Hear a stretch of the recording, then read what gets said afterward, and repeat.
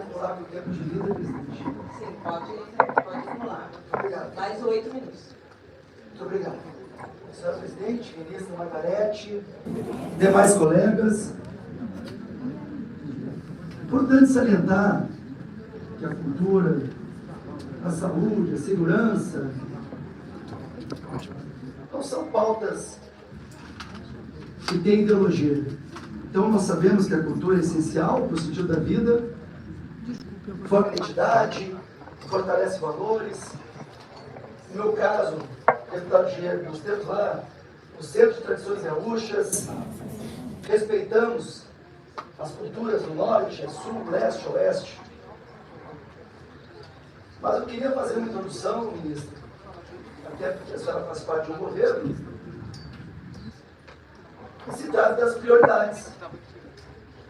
Só ter uma ideia, a senhora citou o meu estado mais de uma vez, Rio Grande do Sul, eu fico imaginando eu chegar para um gaúcho das enchentes, das estiagens, que perderam tudo.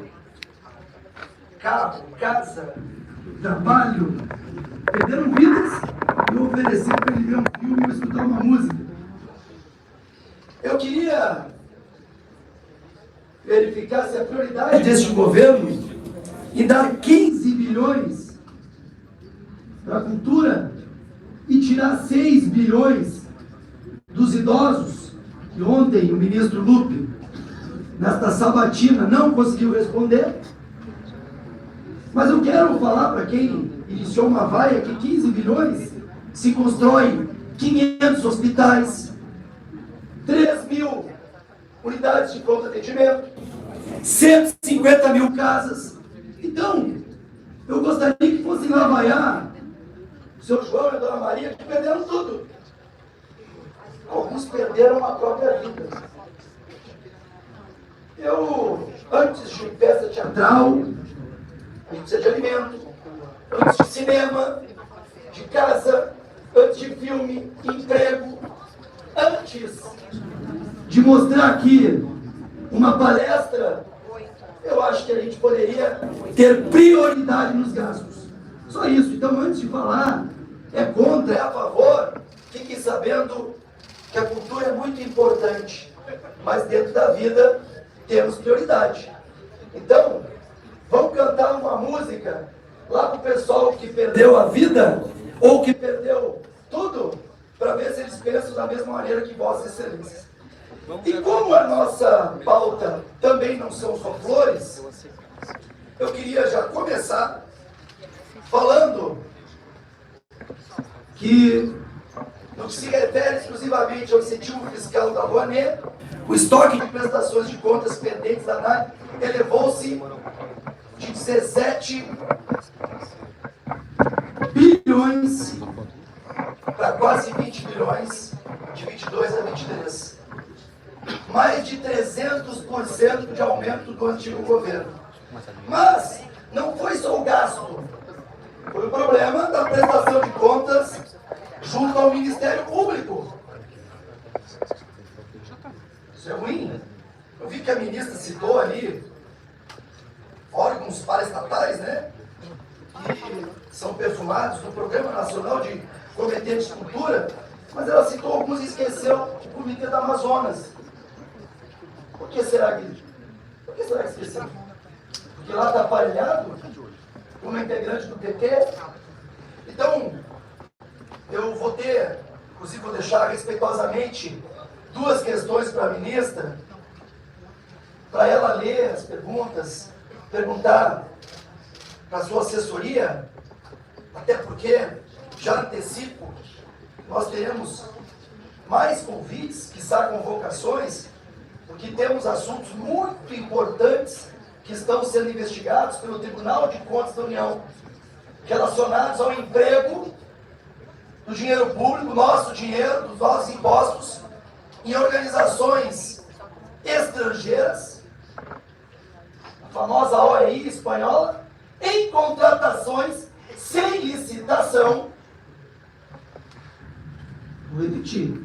Em contratações sem licitação, mas que a gente vai com muita responsabilidade aguardar um momento mais oportuno. Eu queria, ministra, primeiro falar, não da ilegalidade, mas da imoralidade da senhora aceitar fazer shows, mesmo tendo que solicitar para o Comitê de Ética. Eu fico imaginando, né? O Ministério da Cultura repassa recurso federal para uma prefeitura que contrata ministra. Isso é ilegal? Bom, o Comitê de Ética, que é presidido por um ex-advogado do PT, mudou o que antes era proibido. Não, agora pode. Mas, gente, vamos lá. Pessoal do governo, isso é moral? Será que não tem o ônus de ser ministro? Mas vai lá, repassa o dinheiro para uma prefeitura que vai me contratar para cantar. Sério isso? Não, mas não é ilegal. Mas é totalmente imoral. Totalmente imoral. Nós temos centenas, milhares de artistas. Mas a ministra da Cultura foi cantar em cidades que o Ministério da Cultura repassou o recurso. Imoral. Temos também a situação dos órgãos paraestatais. Olha que bonito esse termo. O Programa Nacional de Comitês de Cultura. E não é o deputado de oposição, não sou oposição à cultura. É o Estadão. Estadão, tá? Estadão. No dia 4 de novembro de 2024. O governo criou filiais do Ministério da Cultura e deu petistas para a defesa da democracia. Vamos ler um pouquinho. O governo mantém uma estrutura de filiais nos estados do Ministério da Cultura e entregou os cargos a pessoas aliadas a partidos políticos, especialmente militantes do PT. Mais uma vez, estou lendo o que está escrito no Estadão. Os escritórios criados no início do ano passado, por causa de 2024, 2023, têm por atribuição influenciar a escolha das ONGs que formam os comitês de cultura dos estados. Esses comitês fazem parte de uma política nacional que em 2 anos vai repassar quase 60 milhões. Gente, eu fico imaginando, nós temos aqui, não vou citar, por respeito, parlamentares do Rio Grande do Sul. O que dá para comprar com 60 milhões? Quantos tratores? Quantos hospitais? Quantas UPAs? Como é que eu vou chegar lá para uma família que perdeu tudo e falar que está sendo criado ONG para movimentar a peça teatral? Prioridades, meus senhores. É só isso que eu peço. E tem ainda, além disso, no Estadão ainda, no dia 10 de março de 2025, secretária nacional do PT diz que cultura deu aval ao uso de programa de 58 milhões em campanhas. Secretária nacional do PT diz que cultura deu aval ao uso de programa de 58 milhões em campanhas. Vem cá, alguém da esquerda vai me dizer que isso aí é legal? Algum deputado vai me dizer que é possível isso?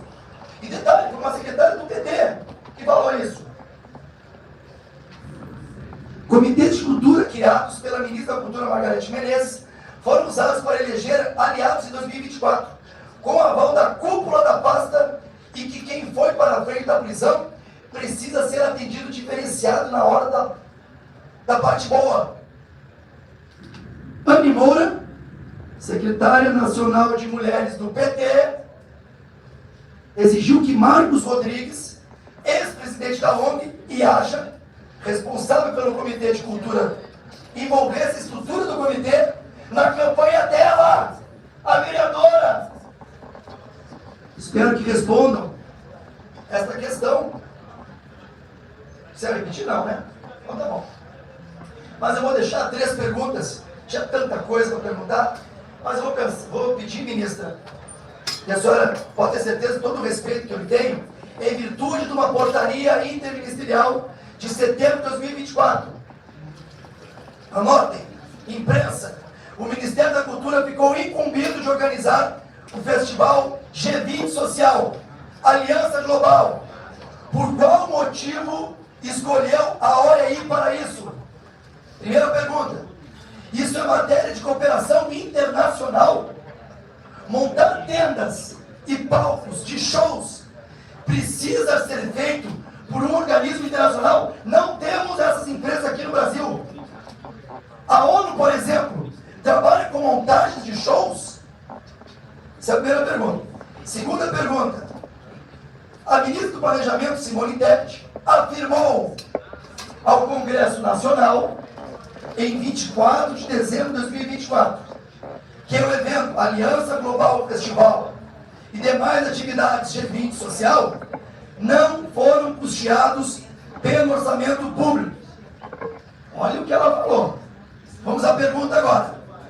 Como o Ministério da Cultura foi responsável por sua organização e não pagou a conta?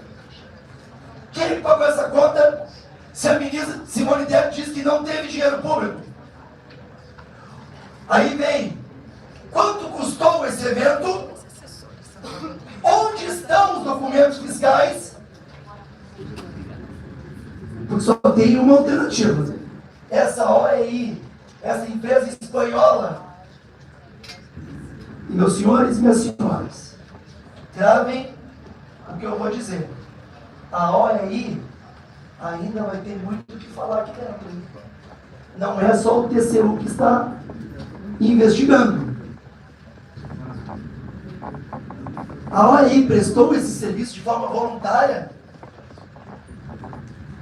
Senhora ministra, eu sei que tem muita gente que trabalha sob o seu guarda-chuva e só não tem como controlar todo mundo. Mas eu lhe garanto que o dinheiro está sendo gasto seria muito mais útil que não está. Eu lhe garanto que a cultura é muito bem-vinda no Rio Grande do Sul. Mas nesse momento, a gente não tem espaço para isso. Nós ontem ficamos 2 horas reunidos com o ministro Fávaro para ter a possibilidade de uma prorrogação de dívidas. E só para a senhora saber, tem agricultor se matando lá. Eu acho muito hipócrita, demagogia, insensibilidade, que não podemos falar sobre o tema. Aqui, a senhora apresentou o seu trabalho, e é justo, é a sua pasta. Mas só faz parte de um governo. E botar para votar aqui 15 milhões, 15 bilhões para a cultura, estando no meu estado, sem casas prometidas, o governo federal prometeu casas. E quase, quem está lá? Aonde? Pergunta para algum prefeito?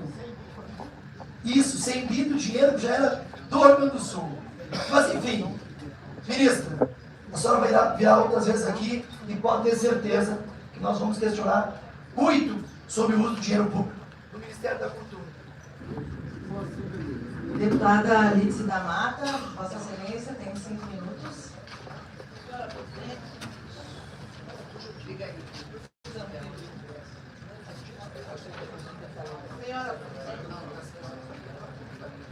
Senhora presidente, a ministra, é uma alegria tê-la aqui. A ministra que reconstruiu, o governo que reconstruiu o Ministério da Cultura em nosso país, que havia sido destruído no governo anterior. O governo que falou tanto nos seus apoiadores, atacaram tanto a Lei Rouanet, mas em todos os anos do governo anterior, utilizaram e cresceram o valor desempregado captado pela Lei Rouanet.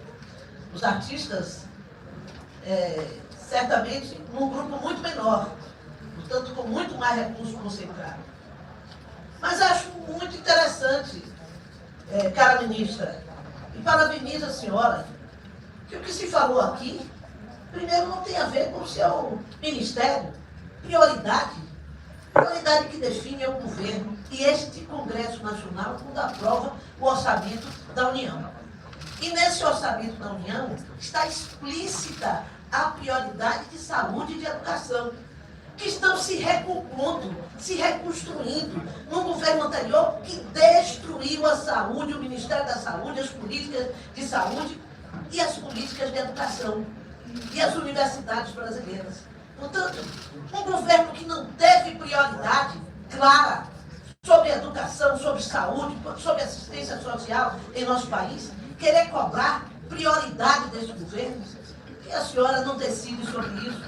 E o que a senhora decidiu foi a reconstrução das políticas culturais desse país. E cultura é sim desenvolvimento econômico, geração de emprego e renda em qualquer lugar do país. Em qualquer lugar. Não vou nem entrar no aspecto do socorro que o governo brasileiro deu ao governo do Rio Grande do Sul. Haverá tempo para isso. O Fantástico, no domingo, retratou 112 bilhões de reais do governo federal para o Rio Grande do Sul. Ótimo, ninguém está discutindo isso. Nós queremos e aprovamos aqui, todos nós, que o Rio Grande do Sul pudesse ser socorrido pelo governo federal. Mas a política implementada pelo Ministério da Cultura hoje no Brasil é amplamente aprovada pela população brasileira que quer cultura sim, quer ter acesso à cultura, porque cultura é educação, cultura é identidade nacional, coisa que eles tentaram destruir, rendendo homenagens a outros governos e tentando vender a nação. Cultura é também economia, como já disse aqui, a economia criativa, cada vez mais cresce o seu impacto no PIB nacional. E cultura é também cidadania, porque o povo quer ter direito à cultura em nosso país. Os trabalhadores, todos aqueles que não têm renda para sustentar o acesso à cultura, o governo deve estimular e deve garantir. O que a senhora apresentou aqui é merecedor de muitos aplausos. É nessa direção que eu apresentei um requerimento para que nós pudéssemos ter, e teremos em breve, marcada a data, uma sessão solene em homenagem aos 40 anos do Ministério da Cultura no Brasil. O Brasil, com a diversidade cultural que tem, a nossa Bahia, o nosso Nordeste, o Rio de Janeiro, o que vende a imagem, o que promove a imagem do nosso país lá fora, além da economia, é também a cultura, é a nossa música, é a nossa, toda a tradição cultural e da arte popular do Brasil, que é exposta lá fora e que promove o nosso país e promove o turismo desse país. É até uma hipocrisia. Os que ontem, no plenário, estavam contra a cultura, gritando, berrando contra a cultura, hoje dizer que a defendem. Mas a prioridade do governo está expressa. Nada se disse sobre sua gestão, além de afirmar que não é ilegal e além de mentir sobre as cidades que receberam recursos do governo federal e lhe contrataram. A cidade do Salvador lhe contratou, a cidade do Salvador, de um governo que a oposição, o prefeito, ele contratou. Mais 30 segundos, então, só não vi. Ele contratou porque ele reconhece como uma das mais expressivas cantoras populares deste país e que o Carnaval de Salvador não podia passar sem a sua presença. Portanto, parabéns, ministra, conte com o nosso apoio e, principalmente, deixa que os cães ladram, porque a caravana passa, o trabalho se afirma.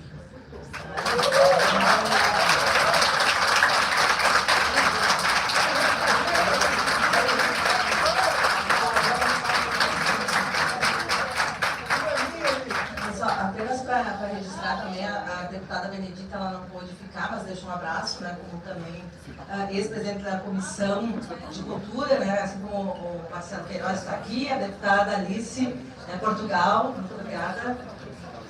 A Jandira também, né, da nossa ex-presidente da Comissão de Cultura.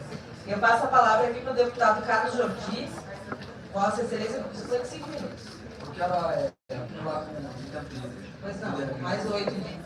Bom dia a todos, saudar a mesa, cumprimentar a ministra. Antes de começar aqui a minha explanação, gostaria de restabelecer a verdade, já que eu ouvi aqui da deputada Alice da Mata, sobre a questão... Calma, deputada. Eu não vou falar. Eu quero primeiro falar a respeito da afirmação que a senhora fez sobre a lei Rouanet. Calma, minha amiga, calma, deputada. Ela disse que no governo Bolsonaro aumentou o uso da lei Rouanet. Isso é uma inverdade. Porque, para vocês terem uma ideia, só no primeiro ano do governo Lula, foram 16,5 bilhões para a captação de recursos. Isso superou os 4 anos do governo Bolsonaro, que foram 15,2 bilhões. Então, só para restabelecer a verdade com relação a esse fato. Ministra, eu gostaria, depois vocês procuram, depois vocês, se quiserem, eu faço depois aqui alguma explicação sobre isso. Primeiro quero questionar a ministra a respeito dos fatos que nós estamos trazendo aqui. Bom, nós estamos aqui, ministra, por conta de 2 fatos muito graves sobre a sua gestão. Eu ouvi aqui o deputado Zucco trazendo os 2 fatos, e não há problema algum em repeti-los, até porque eu tenho alguns outros apontamentos, tenho outras informações, outros elementos para corroborar todas essas questões que foram trazidas. Primeiro, sobre os shows no Carnaval.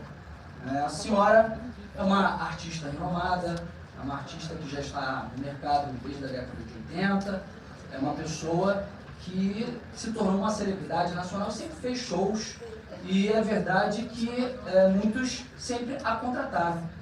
Mas desde o momento em que a ministra assume o munus público, um ofício como ministra, a senhora tem que se abdicar das suas funções. E a senhora fez após assumir o cargo, enviou à Comissão de Ética da Presidência da República um questionamento se podia cantar em shows que já havia acertado antes de entrar no governo.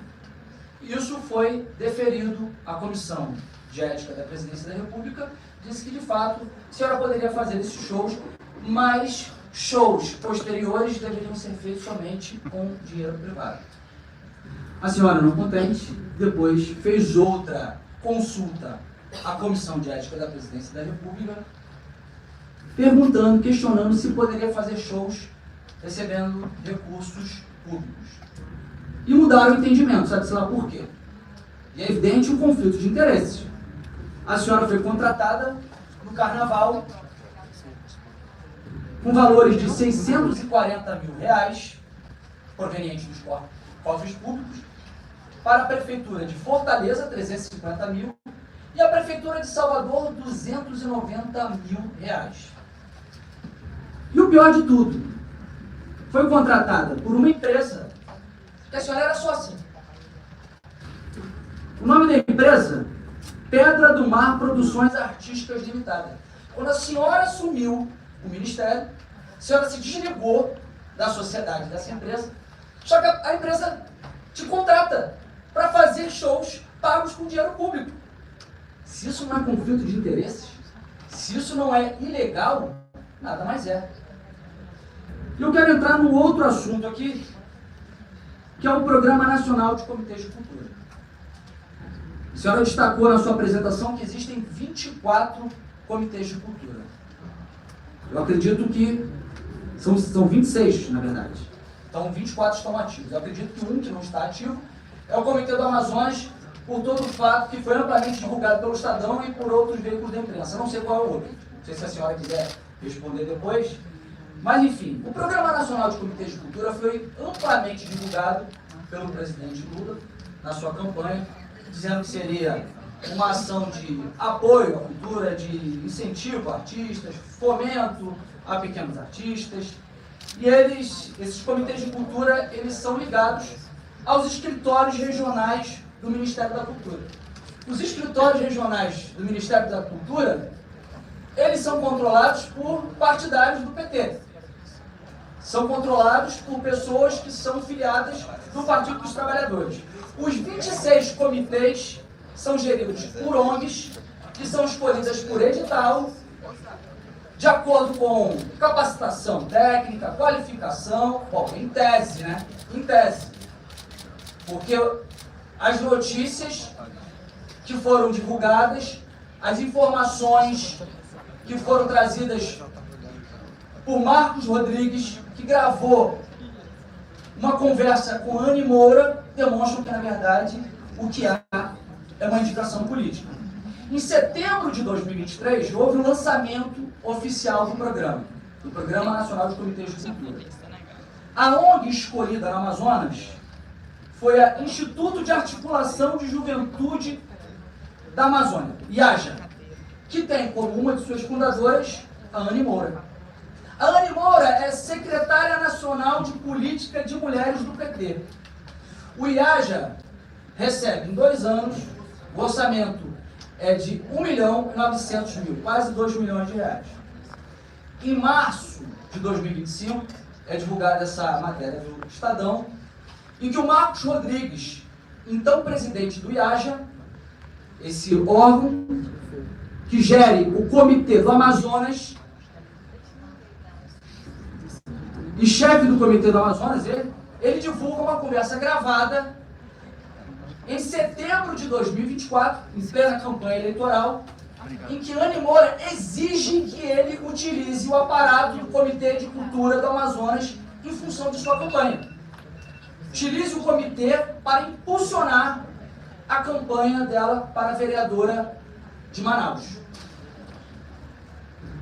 Ela relata uma conversa que teve com a Roberta Martins, acredito que ela esteja aqui, que a senhora destacou a presença dela, que é secretária da Cidadania, Diversidade e Cultura do Ministério da Cultura, e ela é responsável pelo Programa Nacional de Comitês de Cultura.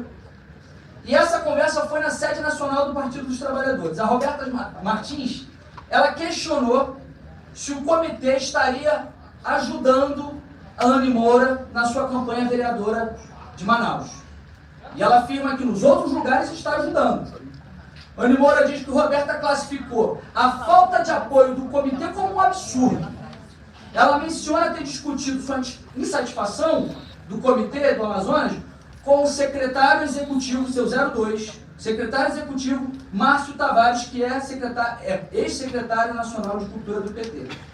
Durante sua conversa com Márcio Rodrigues, Anny Moura afirma ter pressionado Roberta Martins para que o IAJA fosse aprovado no edital para coordenar o comitê do Amazonas, o que demonstra que, na verdade, esse edital, essa escolha por edital é fake.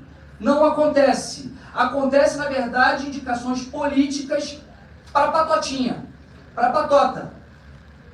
As palavras para Roberta foram: quero que tu diga da tua boca que fui eu que vim aqui pedir para ser aprovado do IAJA. Inclusive, o perfil oficial do Instagram do Comitê de Cultura do Amazonas fez campanha para Anny Moura, republicou peças de campanha da Anny Moura. Anny Moura, inclusive, realizou um evento partidário no IAJA, fazendo filiações ao PT, endereço onde funciona o IAJA. A Anny Moura perdeu a eleição para vereadora em Manaus, e aí o que ela faz? Em retaliação, o Marcos Rodrigues, que se negava a fazer campanha para ela utilizar com desvio de finalidade o aparato do Comitê do Amazonas, ele é retirado da presidência do IAJA e também da chefia do Comitê do Amazonas. E aí o MIC, o Ministério da Cultura, suspendeu os recursos ao Comitê do Amazonas, esse valor de quase 2 milhões de reais, porque foi uma repercussão muito grande, negativa para o governo. Só que não fica só nisso. Tem outros fatos além do Comitê do Amazonas. No Paraná, por exemplo, a ONG escolhida foi a Soilocoporti. A Soilocoporti era de João Paulo Melo. Você conhece? A senhora conhece. A senhora, inclusive, esteve lá. A senhora esteve lá no lançamento do comitê dele, na pré-campanha eleitoral dele, porque ele foi candidato a vereador em Curitiba. O Comitê Paranaense, que é gerido por essa Soilocoporti, serviu para atividade de campanha eleitoral dele. Em 2 anos, a Soilocoporti está recebendo 2 milhões e 600. O ato, inclusive, que a senhora esteve lá, contou com um evento na rua, na qual o pré-candidato apareceu em destaque ao lado da ministra, no claro ato político eleitoral. No Rio Grande do Norte também, a ONG coordenadora do Comitê de Cultura é a Associação Grupo de Teatro Facetas, Mutretas e Outras Histórias. Muito sugestivo esse nome. A entidade vai receber até o final do programa 1.700.000. E ele foi candidato a vereador, mas não em 2024, em 2020. Só que em 2024 ele foi cabo eleitoral ferrenho da Natália Bonavides à prefeitura da capital potiguar. Bom, ministra, diante desses fatos, eu trago aqui algumas perguntas e eu gostaria que a senhora pudesse tomar nota, porque eu quero alguns esclarecimentos que são muito graves. Primeiro, sobre os shows. Como a senhora justifica fazer shows contratada por uma empresa da qual foi sócia, paga com recursos públicos, comandado por um ministério que repassa recursos públicos para municípios que contratam artistas com esses recursos? Isso não configura conflito de interesses?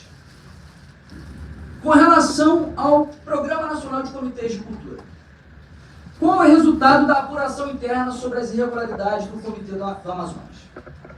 O Ministério afirma que a conversa relatada por Anny Moura com Roberta Martins nunca ocorreu. Se ela estiver aqui, ela poderia até falar se realmente ocorreu. Como a senhora explica as declarações tão detalhadas de Anny Moura nos áudios, incluindo a citação direta de Roberta Martins e Márcio Tavares e a menção a uma estratégia organizada com o presidente Lula? A senhora acredita que está em conformidade com os princípios da administração pública permitir que chefes dos comitês de cultura possam ser candidatos, como o caso de João Paulo Melo, inclusive com a sua presença em sua pré-campanha? O MIC suspendeu os recursos para o Comitê do Amazonas. Houve também a suspensão para os comitês do Paraná e Rio Grande do Norte?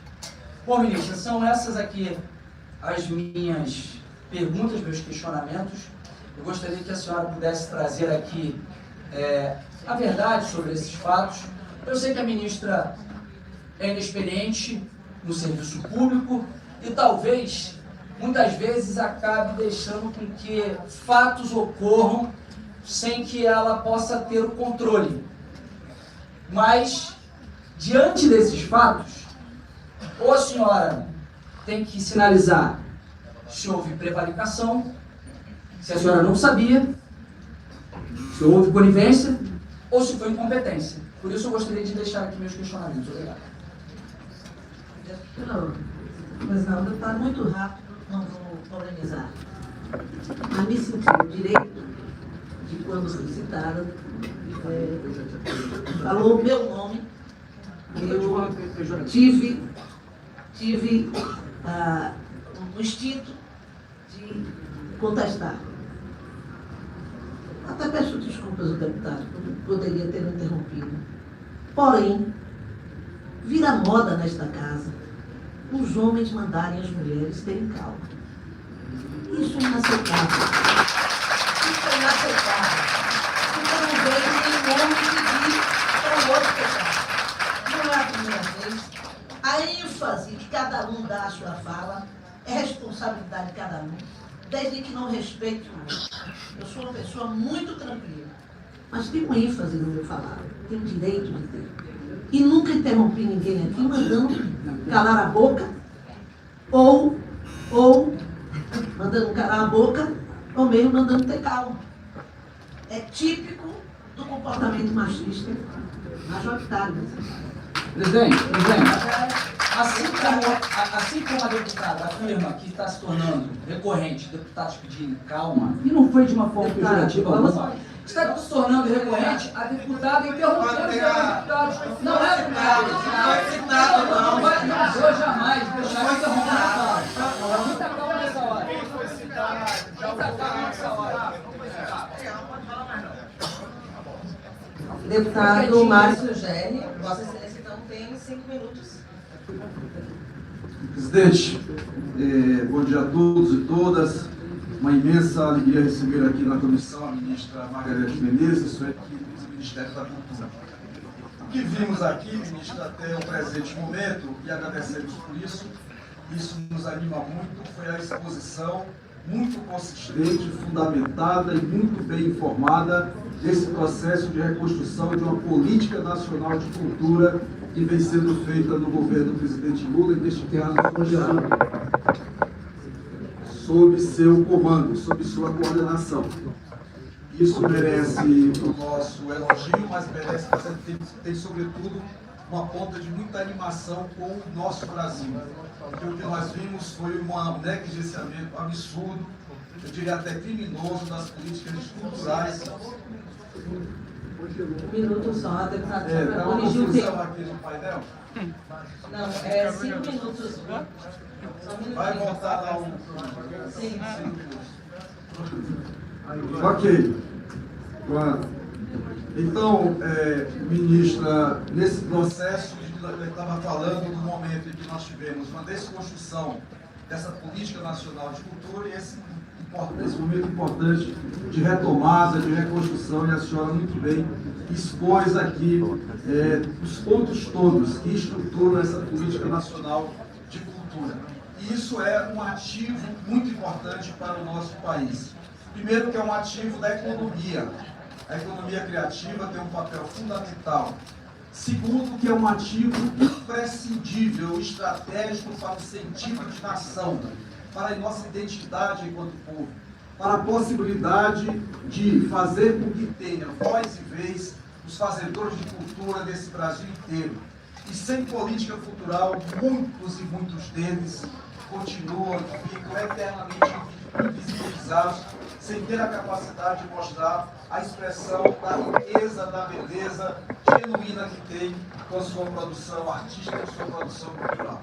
Portanto, isso tudo, a nós que somos verdadeiramente patriotas, no sentido estrito daqueles que amam essa pátria chamada Brasil, isso nos anima, nos motiva, nos inspira, porque esse é o caminho realmente também de construção de direito, de assegurar oportunidades e de fazer com que haja um destaque muito importante e promissor dessa nossa identidade cultural. Portanto, a primeira parte é para parabenizar o governo do presidente Lula, parabenizar a gestão da ministra Margareth Menezes por esses avanços todos. Quero, em segundo, destacar, ministra, algo que é muito importante nessa política. Eu fui presidente aqui na Casa da Comissão de Defesa do Direito das Pessoas com Deficiência e fiz ali uma defesa muito enfática daquilo que nós chamamos de federalismo das políticas públicas para as pessoas com deficiência. Dizíamos ali que é importante trazer os princípios, os fundamentos da metodologia do SUS. E no federalismo das políticas culturais isso também tem um alcance muito grande e é um ponto fundamental que foi experimentado em outra fase do governo do presidente Lula e que agora, muito oportunamente, a senhora retoma. Para que lá no meio, na minha cidade, no sertão do Maranhão, lá em Colinas, nós possamos ter uma Secretaria Municipal de Cultura, um Conselho Municipal de Cultura e a chegada de políticas públicas para que nós possamos ter ali uma política municipal de cultura. E isso se estende aos mais de 5.500 municípios do Brasil e a todas as unidades da Federação. Queria, por fim, ministra, fazer 2 comentários acerca do debate que aqui se trata. Veja, o que menos se falou, as 2 falas que me antecederam, aliás, o que não se falou foi sobre política cultural. Esse não é um tema que os anima, não é um tema que os envolva, porque há também no segmento da cultura uma espécie de negacionismo cultural também. Há uma espécie assim de terraplanismo cultural. É um traço dessa ignorância que afetou, infelizmente, um pedaço da ação política no Brasil. Isso está na ciência, isso está na política e temos aqui, mais uma vez, isso está na cultura também. Então é preciso que a gente, neste momento também, a gente repila aquilo que não tem a ver com política cultural, que pega um fato ou outro, que aliás fatos que já foram até esclarecidos pela senhora, por sua equipe, que serão novamente aqui reafirmados. E vejam que esse terraplanismo é tamanho, que ele afeta tanto, que um dos deputados que me antecedeu esqueceu até de fazer uma menção que seria tão óbvia e necessária do alcance da Lei Rouanet para o Estado do Rio Grande do Sul, um alcance emergencial. Criticou e acho que não se interessou, se importou em dizer que a Rouanet lá no Rio Grande do Sul foi e é tão importante. E queria, por fim, ao sintetizar aqui, a nossa querida deputada Alice da Mata disse assim ao final, que os candidatos, a caravana passa, e eu complementei aqui com ela, e a caravana passa, ministra Margareth Menezes, cantando, poetizando, dando vivas ao Brasil, dando vivas à cultura brasileira. Essa é a política cultural que o nosso país precisa e que a senhora também está encaminhando no Ministério da Cultura. Muito obrigado.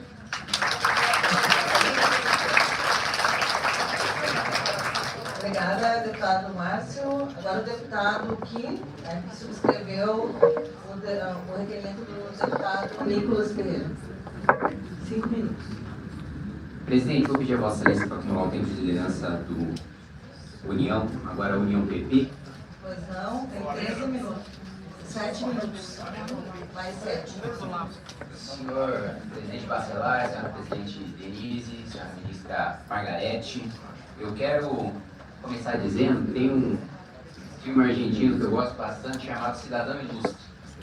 E em determinada cena desse filme, o escritor, né, renomado, volta para sua terra natal, uma terra pequena, e irritado com o que ele vê em termos de política cultural na sua terra natal, ele faz um discurso falando que muitas vezes os políticos enxergam a cultura como uma coisa frágil, que se não for protegida, que se não for defendida pelo Estado, pela própria classe política, vai morrer de inanição.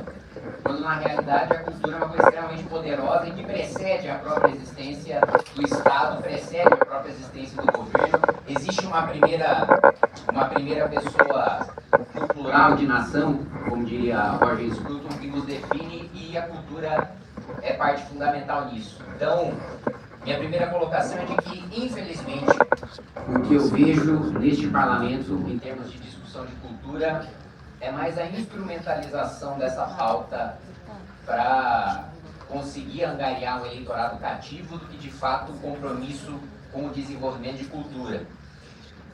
E quero também citar o deputado que me antecedeu em relação sobre não se falar, né, de política cultural, né, dos parlamentares que questionaram aqui não centrarem os seus discursos em política cultural. Eu devo lembrar ao parlamentar que nós estamos aqui numa reunião conjunta, né, e que a razão pela qual os parlamentares que discursaram antes de mim falaram foi a razão da convocação do convite feito pela Comissão de Fiscalização e Controle. Então, portanto, os questionamentos são em relação à fiscalização, ao uso de recursos públicos, às ilegalidades que estão sendo levantadas no convite. Então, é natural que o discurso seja mais incisivo em relação às ilegalidades do que à política cultural em si. Mas ainda insistindo no debate sobre política cultural, e pegando as aspas do deputado que me antecedeu sobre uma defesa de terraplanismo cultural, o Brasil fracassou em relação à política cultural. E o Brasil fracassou não apenas agora, no governo Lula. Aliás, é evidente que nos últimos 40 anos, o Partido dos Trabalhadores tem a maior responsabilidade, porque foi o partido que nos governou por mais tempo, mas isso passou pelo governo Bolsonaro, passou pelo governo Sarney, passou pelo governo Collor, do fracasso da nossa política cultural. Olha onde nós estávamos, veja o quanto nós tínhamos de influência cultural em relação ao resto do mundo há 40 anos e o que tinha a Coreia do Sul. Agora vamos nos comparar, e eu sou adepto de direito comparado e de políticas públicas baseadas em evidência. Vamos comparar onde o Brasil está posicionado hoje e onde a Coreia do Sul está posicionada hoje. As nossas políticas culturais fracassaram. E a gente insiste no fracasso. E a gente renova políticas públicas temporárias que fracassaram, que não tem gestão, que não tem responsabilização dos agentes políticos responsáveis por essas políticas, que não há nenhum tipo de metrificação, e quando se fala em qualquer tipo de avaliação é um escândalo, porque dizem que é uma coisa subjetiva demais para ser avaliada enquanto política pública, porque se trata de cultura. Mas enfim, a verdade é que a gente fracassou na gestão, a gente fracassou no investimento, a gente fracassou em todos os setores, e não à toa que a gente foi passado para trás, como em tantas outras áreas do Brasil foi passado para trás. Seguindo em relação aos requerimentos que nós estamos tratando aqui, por isso a ministra está aqui presente, falando sobre Lei Rouanet. E aqui eu quero concordar com o deputado Jordi, o deputado Zucco, quando eles falam sobre prioridades. Sem dúvida nenhuma deve haver uma política de Estado de promoção à cultura. Agora, essa política de Estado deve levar em consideração a realidade em que a gente vive. Não sei quantos dos meus colegas tiveram a oportunidade de ler a nota da consultoria de orçamento da Câmara e do Senado, que mostra que nós Não vamos ter dinheiro nenhum, zero, para a política ambiental em 2027, para a política cultural em 2027, para investimento em infraestrutura em 2027, ou mesmo para garantir pisos de saúde e educação em 2027, devido à armadilha que o próprio governo criou para si mesmo com a PEC da transição e com o arcabouço fiscal. Portanto, a previsão que nós temos, a trajetória que a gente tem de gasto, é de basicamente não ter mais nenhum gasto discricionário, e são justamente nos gastos discricionários que a maior parte dos investimentos em cultura se encontra. Dito isso, nós já começamos, né, o governo Lula com uma autorização de captação de Lei Rouanet na ordem de 16 bilhões de reais, o maior em 21 anos. Esse investimento é o dobro do que a gente teve no orçamento da União para saneamento básico, num país em que 50% da população não tem esgoto tratado. O dobro do orçamento previsto para transporte público, num país em que a maior parte, mesmo num estado considerado desenvolvido, como o estado que eu represento, o estado de São Paulo, o transporte público é absolutamente precário.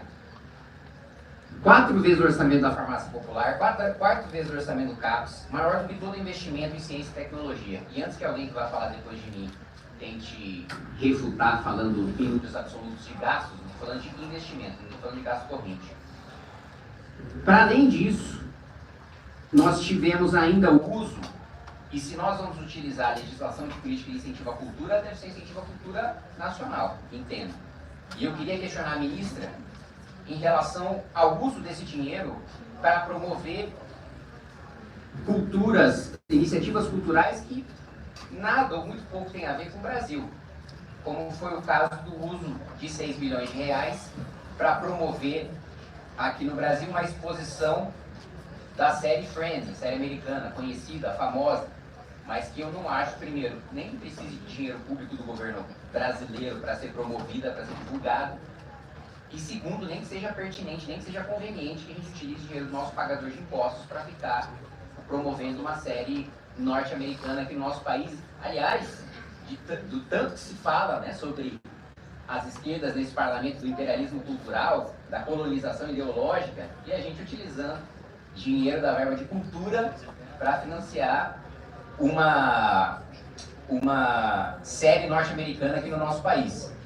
Reforçar o que muito bem foi colocado pelo deputado Jordi, dos 58 milhões de reais enviados pelo Ministério da Cultura para ONGs ligadas a assessores do Ministério e para pré-candidatos e candidatos do Partido dos Trabalhadores, né? Como foi colocado, um dos contemplados concorreu ao cargo de vereador, recebeu a ministra, né, para o lançamento do comitê, enquanto já era pré-candidato, então eu vislumbro aí um crime eleitoral, e utilizou o mesmo espaço para atividade de campanha, que também é absolutamente ilegal.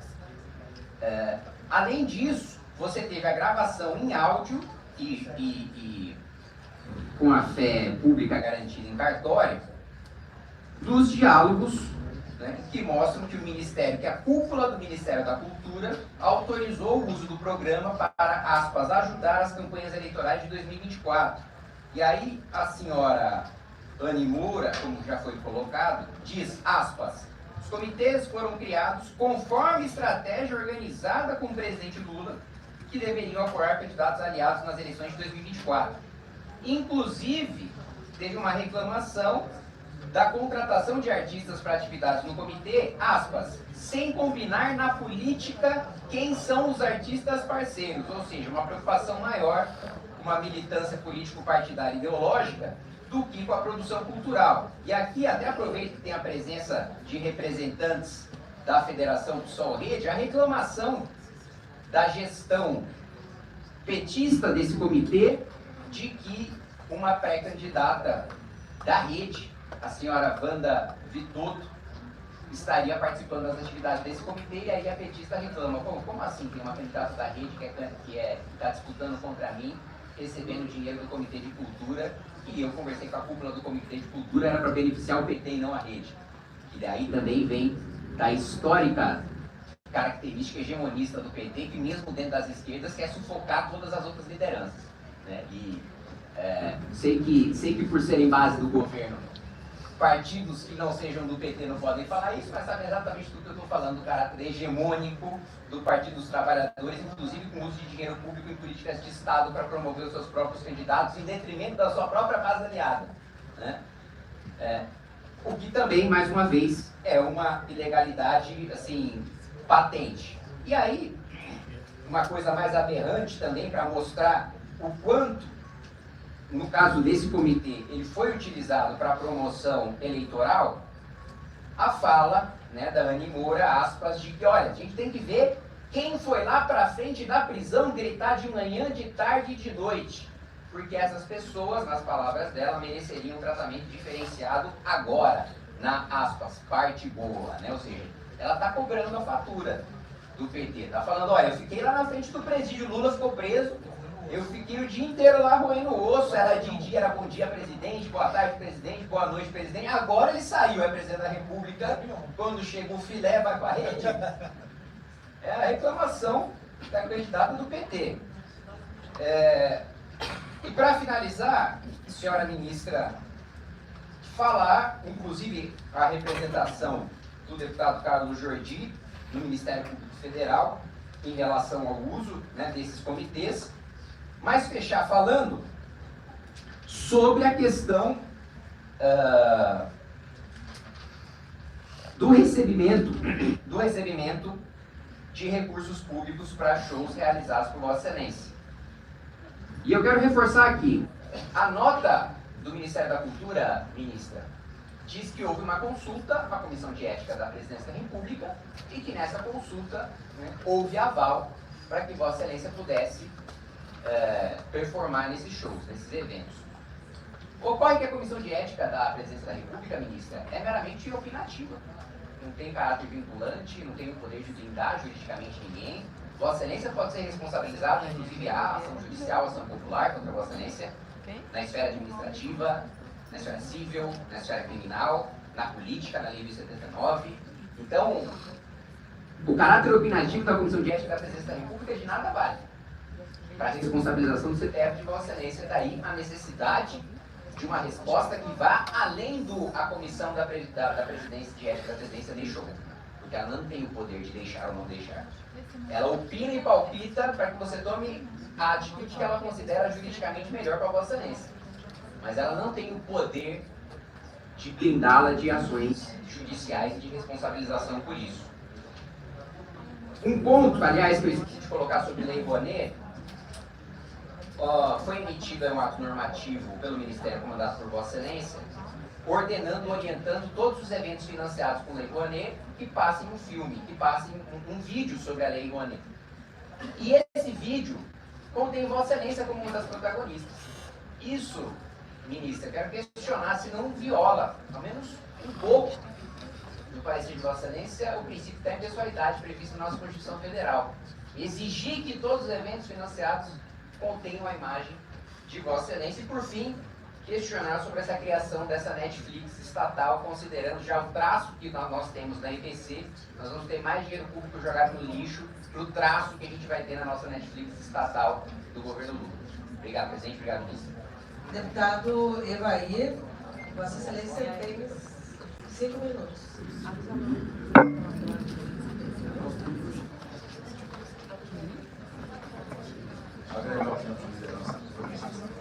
Não, mais 7 minutos. Senhora ministra, talvez a senhora, possivelmente, não tenha uma trajetória na vida pública. Naturalmente, não posso cobrar de uma excelência ao conhecimento de quem, naturalmente, já tem um caminho percorrido, lições aprendidas. Dia a Sim, dia. eu queria esperar a resposta da ministra. Tá. Possivelmente a senhora, ao ser convidada para assumir o Ministério da Cultura, imagina pela sua Não, beleza, vou deixar na mão. tenha Vou ficar com ele. mexido o coração de alegria, Essa hora aqui. imaginado realizações. Toda a corrida. Você tem que ver isso, né? Não. Obrigado até agora. Acho que tem uma honra maior para Como é o que eu entro? brasileiro ser convidado a assumir o Ministério. Talvez uma função até mais nova, que funcione, que efetivamente os ministérios, dentro da estrutura, assim como as secretarias, efetivamente que podem realizar coisa para as pessoas. Tive oportunidade não de ser ministro, mas de ser um modesto secretário municipal de uma prefeitura e sei o quanto a gente pode realizar para as pessoas. Entre o legislativo, o executivo, é o secretário, o ministro, efetivamente, que faz com que as coisas aconteçam. Mas não vou tentar, não sei se por inocência, ou por não sei qual é o prazo que a senhora teve para aceitar esse convite, para falar sim a esse convite. Porque a senhora, todos nós, quando aceitamos um convite a participar de uma equipe, naturalmente, minimamente precisa de um tempo para se olhar com quem você vai trabalhar, qual é o histórico, qual é a índole dessas pessoas, para onde que nós estamos indo efetivamente, para que além de um sentimento de gratidão, de oportunidade, também possa ter um senso de responsabilidade. E a senhora aceitou essa função tão nobre, e essa atividade tão nobre, vou falar um pouquinho sobre os próximos depois, mas de um governo que não tem um histórico saudável para tratar desse tema. Isso, eu imagino que a senhora deve ter tratado com quem a convidou, imagino que tenha sido um convite pessoal do presidente da República, que a ele tem essa responsabilidade. Imagino que ele tenha dado liberdade plena à senhora, autonomia plena, mas que a senhora tenha buscado informação e conhecimento do histórico, principalmente de idoneidade da casa da onde a senhora aceitou esse honroso convite. Não sei se a senhora teve a oportunidade de, ao longo da sua formação, dos seus estudos, da sua leitura, até por ser a personalidade que é, naturalmente, a senhora possivelmente tenha lido muito. Não sei se a senhora teve acesso a um livro chamado Manual dos Radicais. Se não leu esse livro, eu sugiro que a senhora leia esse livro. Esse livro é o manual inspirado e construído a partir de um estudo de como que Al Capone organizava o seu crime. Um estudante se aproximou do Al Capone e estudou a estrutura. Foi ele o autor da palavra hoje usada muito no Brasil, mas chamado crime organizado. Esse senhor, esse estudioso muito inteligente, que muito bem conhecia de Lenin, Stalin, Gramsci, ele não era um marxista, mas embora conhecia muito Marx, ele não entrava nessa seara. Ele construiu a inteligência da ocupação de espaços estratégicos, de onde ele chamava, por ideologia política, que as minorias poderiam interferir nos resultados e, naturalmente, entrar no sistema. Uma vez que, pelos métodos transparentes pela frente, essas chamadas minorias tinham muita dificuldade de impetrar os seus interesses. E aí, é claro, impetrar as suas estratégias. Esse senhor foi o inspirador e ele construiu essa coisa, essa inteligência. Não foi ele que criou o sindicato, mas essa inteligência da operação sindical, principalmente essa ligada aos chamados partidos de esquerda no mundo, não é especificamente no Brasil. Esse senhor, ele foi o grande mentor intelectual para a organização das Farc colombianas. Os movimentos revolucionários da América Central, todos foram inspirados no seu plano estratégico. No Brasil, esse senhor tem contribuições importantes para partidos políticos. Não sei se todo mundo que é filiado ao PT conhece a origem da concepção e do plano de se organizar esse partido político. Por coincidência, esse mesmo senhor tem 13 estratégias. No seu livro, no seu manual, ele apresenta 13 estratégias. É um número que é bem familiar para muitos nessa casa.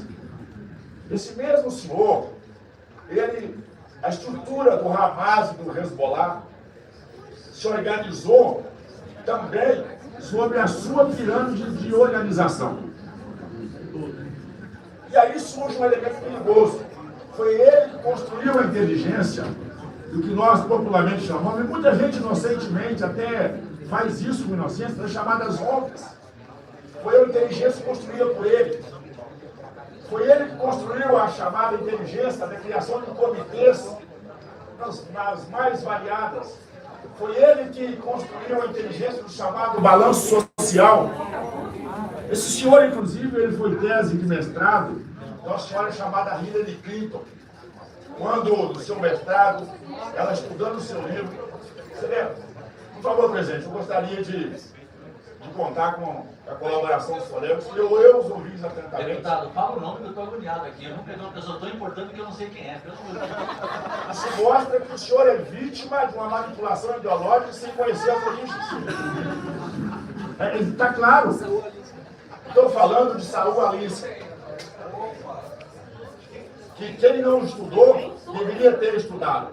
Todos os movimentos conspiratórios, revolucionários. O Brasil já disse, as ONGs, esses comitês, criação de conselhos, balanço social. Esse senhor construiu a inteligência de pegar a palavra social, né, e embutir ela como uma verdade máxima, para ali fazer, na verdade, uma intromissão de conceitos para, naturalmente, fazer o enfrentamento daquilo que ele pensava ao seu contrário, porque, naturalmente, ele queria falar de Lenin, Stalin, Gramsci, Karl Marx, na forma de embutir. E essa prática usada, e eu até respeito naturalmente quem não tinha conhecimento disso, porque eu já fui quase vítima disso, que como jovem eu fui lá, participei dos movimentos da minha comunidade, a minha igreja católica, por exemplo, aonde eu frequento, sou atuante, tenho maior respeito por ela, e sou um seguidor fiel, foi contaminada. Talvez as pessoas não sabem, mas a tal da teologia da libertação, que é uma desgraça que veio para destruir a nossa igreja, e foi condenada pelo Papa João Paulo, também teve a sua organização pautada nisso. Quem é católico aqui deve saber o que é o refletido, o que é círculo bíblico, o que é trabalho pastoral, essas imundícias que foram embutidas para a introdução do nosso Estado. Digo isso porque talvez a senhora, imagino, não sei se tem conhecimento dessa estrutura, mas o governo que a senhora aceitou servir, ele segue esse mesmo princípio. E, naturalmente, nesse momento, contaminado por ações escrupulosas pelo STF. O Brasil está horrorizado, o mundo está horrorizado, quando o ministro do STF tem a esposa ou filho advogado, e ele tem atuações dentro da casa onde o ministro é autoridade suprema. Isso é normal. Isso se tornou normal. Nós vimos ontem, por exemplo, toda a minha exposição de motivos, o ministro Lewandowski, com a maior serenidade, achar normal que o seu filho, o ministro da Justiça, possa ter o escritório contratado para tratar dos lobistas, dos sindicatos e das associações que roubaram o INSS. Isso é normal para esse movimento ideológico. E a cultura, sabe? Eu sou de uma região, imagino que a senhora talvez não conheça a nossa região, talvez, não sei se a senhora já foi ao Espírito Santo, me permite, eu não sei se a senhora já foi lá, até como artista, honestamente eu não sei, eu não estou entrando nesse método. Se não foi, está convidada a ir ao Espírito Santo, mas não vá só na capital, por sinal belíssima, né, por certeza uma das capitais mais bonitas do nosso Brasil, uma das mais antigas do nosso Brasil. No final de semana realizamos uma das festas culturais, religiosas mais bonitas do Brasil, que foi a festa em homenagem à Nossa Senhora da Penha. Mais de 2 milhões de pessoas embelezaram as ruas da nossa capital. Mas eu sou do interior, eu sou rural, eu sou da roça, eu sou lá do mato. A minha região, uma região que foi colonizada nos últimos 200 anos, muita influência da cultura alemã, da cultura dos portugueses, dos luxemburgueses, dos polacos, dos pomeranos, vou falar detalhadamente aqui daqui a pouco. E no ano passado, nós estamos comemorando ainda 150 anos da imigração italiana para o Brasil.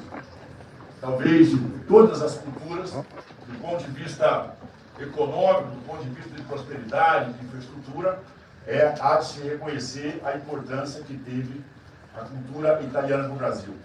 Não sei os números parlamentares, mas eu tenho investimento de alguns milhões por ano em atividades culturais no nosso estado. Portanto, as minhas emendas todo ano têm valores consideráveis para atividades culturais. Portanto, imagino que a legitimidade para tratar desse tema. E aí a gente fica horrorizado quando a gente olha, por exemplo, o escândalo do Gilberto Gil, o escândalo envolvendo a entidade cultural do Amazonas, a senhora aceitando de boa fé mais de 600 mil reais para participar dessas atividades, e o Brasil sangrando. E a nossa verdadeira cultura de homens e mulheres que trabalham e produzem riqueza, infelizmente, muitas vezes abandonada. Muito obrigado. Bom, ainda teria a fala do deputado Júnior Amaral, mas não está presente. Então, consulto o presidente da Comissão de Fiscalização Financeira e Controle, deputado Bacelar, se quer usar a palavra nesse momento. 3 minutos.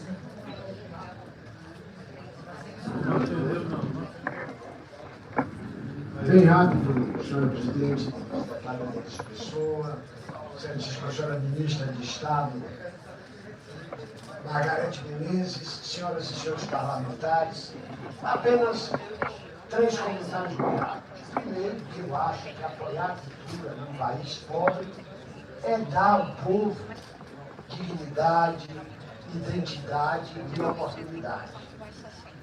A cultura alimenta a alma, a cultura gera emprego, a cultura fortalece a comunidade e a cultura ajuda, inclusive, a matar a fome. Por isso, a prioridade da cultura é bem-vinda. Segundo comentário rápido, é sobre a irresponsabilidade legislativa. É o Congresso que aprova o orçamento.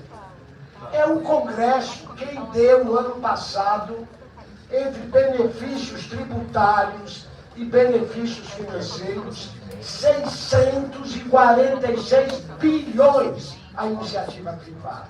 646 bilhões. 6% do PIB nacional. E quanto foi destinado à cultura, e quanto foi destinado ao Rio Grande do Sul, e quanto foi destinado às outras funções, somos nós. Finalmente dizer que a nossa comissão tem a atribuição de fiscalizar e acompanhar a execução orçamentária e financeira do governo federal. Em outras palavras, essa comissão tem o compromisso de garantir que os recursos públicos sejam utilizados corretamente. Então, senhora ministra, quero parabenizar a intervenção de Vossa Excelência, a explanação de Vossa Excelência e dizer que, a meu ver, Vossa Excelência vem cumprindo com as atribuições de uma funcionária pública e de uma ministra de Estado, seja na reconstrução do Ministério, seja nas políticas de descentralização, seja nas políticas de diversidade num país de tamanho continental como é o Brasil, seja na implementação de marcos regulatórios. Obrigado pela presença de Vossa Excelência e com uma ressalva. Vossa Excelência atendeu ao nosso convite, ao convite da comissão, prontamente, mostrando o respeito que Vossa Excelência tem pela comissão e pelo Poder Legislativo. Obrigado.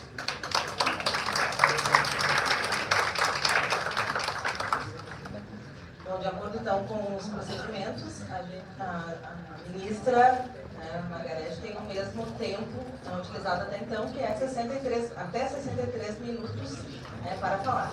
Até, mas fique à vontade.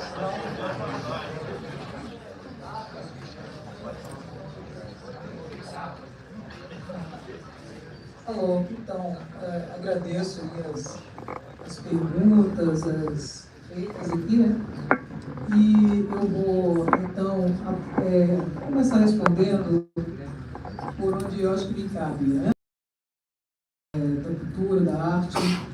Eu tenho 38 anos de carreira e dentro desse exercício de cantar é uma coisa que eu trago desde a minha infância, e graças a Deus eu tive, naquele momento, na escola, uma ação de cultura, um grupo de teatro, que foi ali que me despertou, me orientou, me conscientizou, né, do meu talento, como trabalhar esse talento em função de uma profissão. Se eu não tivesse tido essa oportunidade, talvez não tivesse outra profissão mais longe. Mas também participei de grupo de coral da Congregação Mariana Boa Viagem e fui assim desenvolvendo meu talento, meio de comunidade também, enfim, como todos, a maioria, a grande maioria dos que sobrevivem e da arte e da cultura do Brasil. Quando eu recebi o convite do presidente Lula para assumir o Ministério da Cultura, uma das coisas que eu procurei saber, e a gente tem advogados para isso, a gente não faz isso de maneira... eu tenho escritório, enfim, e nós fizemos todas as consultas em relação a que regime eu estaria submetida como servidora no lugar de ministra da Cultura. Então, o regime que eu assumo no Ministério da Cultura é um regime de dedicação exclusiva, e sim, não é um regime de dedicação exclusiva, e sim um regime de tempo integral. No regime de tempo integral, não há proibição do servidor público exercer outras atividades fora do seu horário normal de trabalho. O fundamento legal está no artigo 117, da Lei 8.122/90, Lei dos Servidores Públicos. Cabe observar que várias pessoas de cargos públicos, inclusive do Poder Legislativo, também exercem livremente suas profissões fora dos seus horários normais de trabalho, a exemplo de médicos, professores, advogados, artistas, entre outros. Na questão dos shows que eu fui convidada para exercer, para realizar, desde o primeiro momento, como tenho colocado aqui, nós tivemos a consulta à Comissão de Ética da Presidência da República, do qual não conheço ninguém. Usei como deve ser usado, como todos fazem. Eu acho que todo mundo que é convidado no cargo desse. Consultei sobre os meus contratos que eu já havia teria que honrar os contratos. E desde aquele momento, o comitê deliberou sobre essa questão das verbas públicas, dizendo que não poderia ter nenhum tipo de verba federal nos contratos, o qual, nas outras oportunidades que eu quero também dizer que eu abri mão da maioria dos shows da minha vida artística praticamente. O que eu fazia antes, eu venho fazendo muito menos. Em nenhum momento eu tenho usado o cargo de ministra para fazer shows.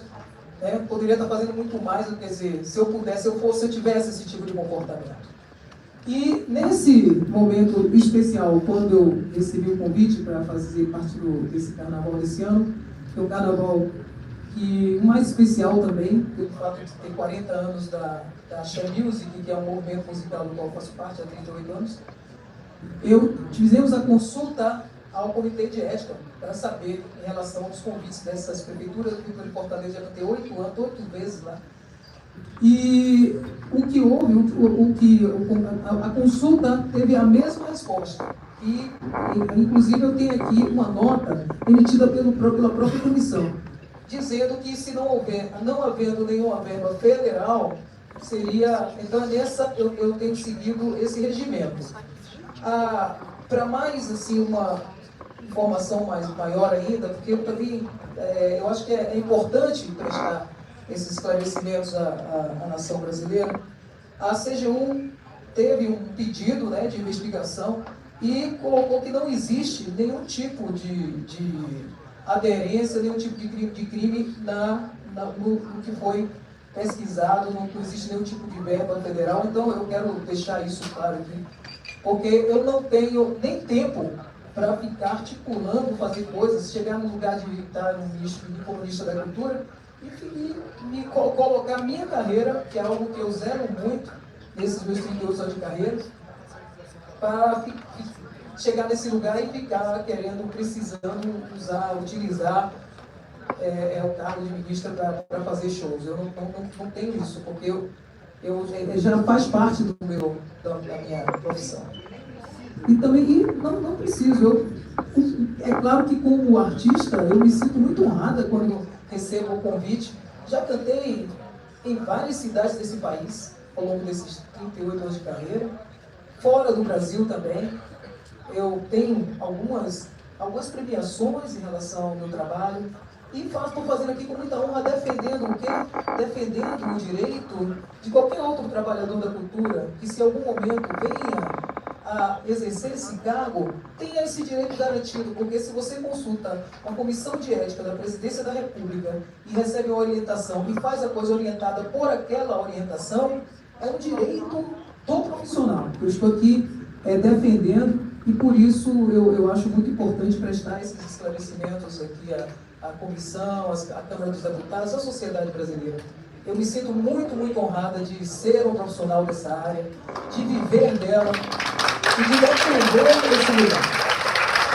Eu acho muito natural que a gente possa prestar esses esclarecimentos e continuo à disposição para qualquer outro esclarecimento em relação ao meu comportamento com a minha carreira e também, da mesma maneira, eu tenho me comportado como ministra da Cultura do Brasil, fazendo todo o trabalho, tudo que é possível dentro desse ministério. Nós queremos dizer também que dentro do ministério existem os órgãos de fiscalização que agem imediatamente quando existe qualquer tipo de denúncia, qualquer tipo de denúncia que chegue. Então, essas denúncias que houveram aqui, claro que estão sendo investigadas.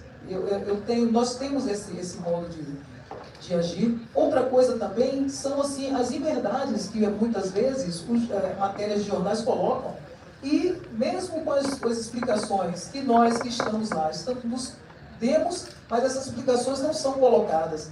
Não houveram conversas com a secretária Roberta, nem muito menos com o secretário executivo Márcio Tavares. Nós estamos fazendo um trabalho tão importante para nós, para a cultura brasileira nesse momento, que é importante dizer que nós seguimos estritamente o que está nas nossas competências. Na questão da minha ida a um dos lançamentos, que eu fui a vários lançamentos dos comitês de cultura, é uma maneira de estar lá, estar junto, e que não houve nenhum tipo de... nem sabia, a gente não toma nota de quem vai ser deputado ou se candidatar a alguma coisa, é livre do cidadão brasileiro se candidatar a alguma coisa no período. E não houve nenhum momento, nem sabia, na verdade eu só vim saber dessa pessoa, o nome desse senhor que o senhor colocou, que ele foi candidato e tal, quando teve esse negócio, porque a ministra esteve lá, mas eu quero dizer que em nenhum momento houve, como eu fui a outros comitês, também fui a esse lançamento, fazer uma aproximação com a comunidade cultural. A minha intenção é essa religação, a minha intenção é que a comunidade cultural brasileira entenda que o Ministério da Cultura voltou a se comunicar com essa comunidade, voltou a escutar o setor cultural brasileiro. A questão também da lei Rouanet, aquele valor que é colocado ali, não significa o valor que o Ministério da Cultura está deliberando. Significa o valor da quantidade de projetos que foram analisados. Olha o potencial. Na verdade, a leitura é o contrário, deputado. É a gente entender, olha o potencial de possibilidades, se houvesse, de investimento na cultura brasileira, para a gente injetar esse dinheiro da economia e essa economia volta. Porque para cada R$1 que se injeta em cultura, volta a R$1,60, R$1,70, dependendo da dimensão do evento.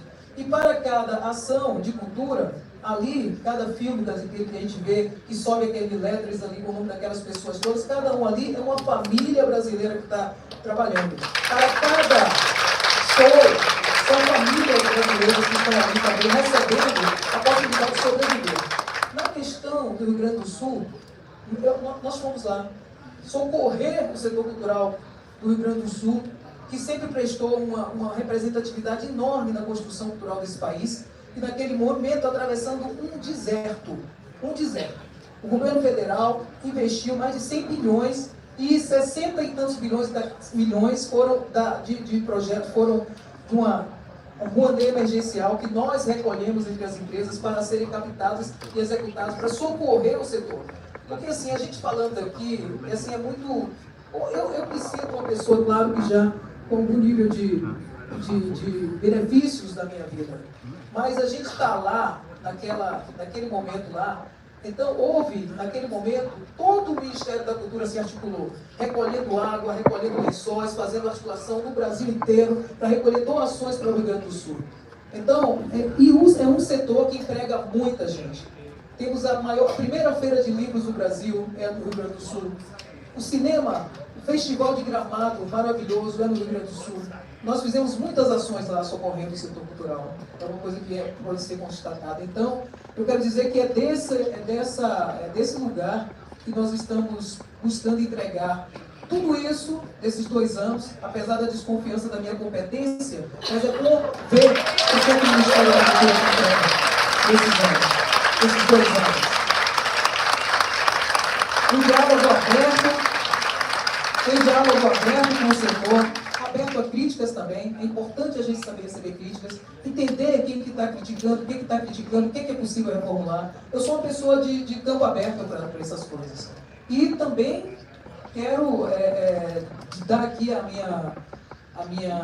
meu depoimento, né, que nunca eu, como elemento também da cultura, nunca antes, na história desse país, a gente viu tantas oportunidades para o setor cultural e artístico desse Brasil. Agradeço mais uma vez aos deputados e deputadas do Brasil que têm essa sensibilidade.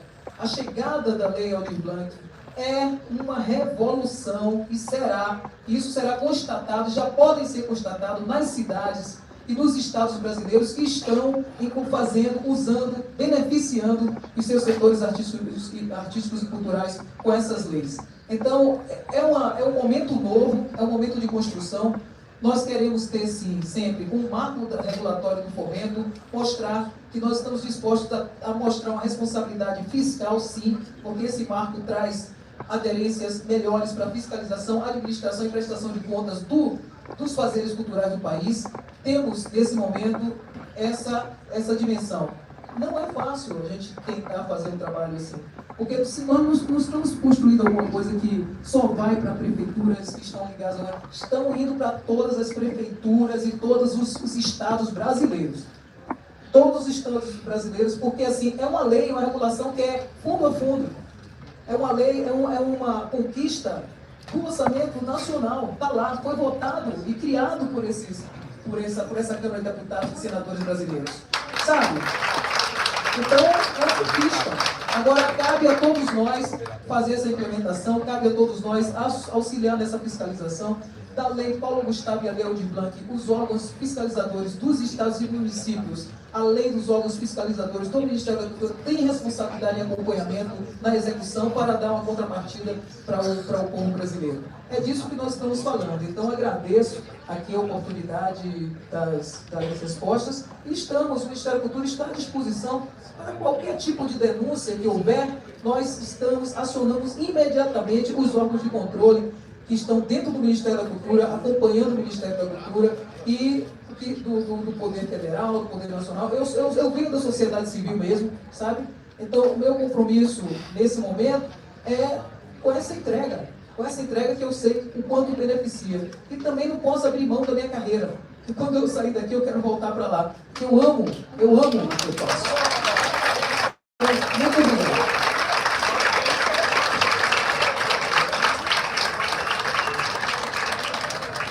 Obrigada, ministra. Então, nós vamos começar o primeiro bloco, né? Serão cinco manifestações. Primeiro, então, o deputado Luiz Lima. Obrigado. Presidente, eu peço para a senhora somar o tempo de liderança do Partido Novo. Mais 5 minutos, então. São 8 minutos. Presidente Denise, muito obrigado pela oportunidade. Servidora Maria Lúcia, eu tenho estima, admiração. Ministra Margarete Menezes, obrigado pela presença. Deputado Bacelar, presidente da Comissão de Fiscalização. Ministra Margarete Menezes, eu me chamo Luiz Lima, sou do Partido Novo do Rio de Janeiro. Agradeço a sua presença, parabéns pela sua história vitoriosa. Ministra, eu ocupei um cargo parecido com a senhora, de secretário nacional de esporte, no governo Temer. E muitas das vezes quem põe em risco a nossa posição de secretário, de ministro, é o nosso próprio grupo político. A oposição dificilmente vai pôr a senhora em risco. Mas o grupo político da senhora, fomentando a necessidade da senhora assinar muita coisa, é o CPF da senhora. A senhora vai ficar de 5 a 6 anos ali sendo investigada pelo Tribunal de Contas da União. Então, eu desejo muito discernimento para a senhora, muito sangue frio. Não caia aí na pressão do seu grupo político, porque eu tenho muita gente, os deputados aqui, ninguém é ordenador de despesa, tá? A senhora é, ninguém. É muito mais fácil ser deputado do que ser ministro e secretário, é um risco enorme. Ministra, primeira pergunta, a Lei Rouanet, ela tem um percentual definido para cada ação, porque senão, assim como a Lei de Incentivo ao Esporte, né, são 2 pilares da educação, cultura e esporte, ela vira uma lei de incentivo ao entretenimento. A gente viu uma orquestra ali no Complexo da Maré. É claro que as ações da Lei Rouanet, existem ações boas, mas é muito mais interessante para uma grande empresa patrocinar o show da cantora Margareth, da Ivete, da Daniela Mercury, ou um evento, porque é uma renúncia fiscal, o retorno de marketing é muito mais rápido. Minha pergunta, há dentro da Lei Rouanet definido 30% para escolas de cultura, de música, de artes, 50% vai para os shows, porque muitas empresas nos anos 80 tinham seus departamentos de marketing. Você pega, por exemplo, uma Coca-Cola, você pega uma cervejaria, e hoje essas empresas, elas possuem setores de uso da lei de incentivo, do esporte e da lei Rouanet, porque é uma renúncia fiscal. Então, eu gostaria que o Ministério tenha essa preocupação. Por que a minha preocupação? Porque ações como essa diminuem a credibilidade, ministra Margareth, nós brasileiros. Por isso, tanta implicância com a Lei Rouanet. E aí eu venho para a minha segunda pergunta. O Festival Aliança Global contra a Fome e a Pobreza, conhecido como Janjapalooza, no dia 16 de novembro, durante o G20, foi noticiado aqui na revista Veja, no dia 11 de novembro, que artistas como Diogo Nogueira, Daniela Mercury, Seu Valença, Fafá de Belém, Zeca Pagodinho, receberam um cachê simbólico de 30 mil reais. E eu gostaria de saber se as empresas que apoiaram esse evento, que não teve arrecadação nenhuma de alimento, que foi um absurdo, se houve participação da Lei Rouanet nesse evento e por que os cachês ultrapassaram 25 mil reais, que é o teto de apresentação individual de cada cantor. Eu faço essa comparação, ministra Margareth Menezes, porque todos nós lembramos do Live Aid em 1985, eu tinha 8 anos, mas foi Dire Straits, foi Queen, foi Elton John, foi Phil Collins, e ninguém cobrou cachê. Como é que os artistas brasileiros, e aí eu dou um puxão de orelha neles, se for verdade essa matéria da Veja, e aí até eu peço o esclarecimento da senhora, como é que artistas brasileiros têm coragem de cobrar cachê num evento em combate à fome? E agora eu vou à segunda parte, já mencionada aqui pelo deputado Jordi, pelo deputado Evair, em relação ao pedido aqui de esclarecimento do Partido Novo, com a lei de acesso à informação, em relação às suas apresentações, né? E eu de forma nenhuma eu vou condenar as suas apresentações se forem de fonte privada. Eu acho que a ministra é cantora, assim como se fosse professora ou qualquer outra profissão. Representação no Conselho de Ética. Mas há um conflito e o próprio Ministério da Cultura não consegue afirmar. Ministro, o próprio Ministério da Cultura afirmou em resposta a pedido do Partido Novo, com a Lei de Acesso à Informação, que fizemos que, até o momento, não é possível saber se recursos federais foram utilizados para financiar os carnavais estaduais de 2025, uma vez que repasses da Lei Paulo Gustavo Eliade Blanc são geridos por estados e municípios. Diante disso, como a senhora pode afirmar com segurança que não houve pagamento de seus shows com obras federais, especialmente considerando que muitos entes locais utilizam essas leis como fonte de financiamento das festas de carnaval? E o Ministério da Cultura declarou que não possui informações sobre os valores pagos à senhora durante o Carnaval de 2025 e nem a origem dos recursos, por tratar-se de contratos privados ou firmados com entes subnacionais. Como a senhora concilia essa agenda, essa alegada ausência de controle de informação por parte do Ministério com as condicionantes impostas